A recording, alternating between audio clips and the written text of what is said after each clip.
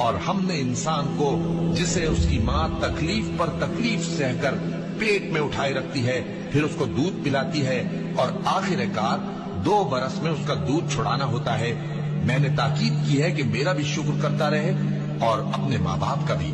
कि तुमको मेरी ही तरफ लौट कर आना है। और तुम्हारे परवरदिगार ने इरशाद फरमाया है कि उसके सिवा किसी की इबादत न करो और माँ बाप के साथ भलाई करते रहो। अगर उनमें से एक या दोनों तुम्हारे सामने बुढ़ापे को पहुंच जाएं, तो उनको उफ तक न कहना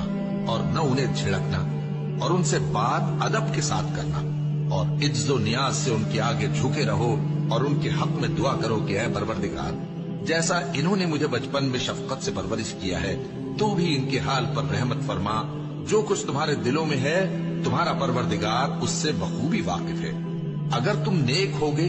तो वो रुजू लाने वालों को बख्श देने वाला है।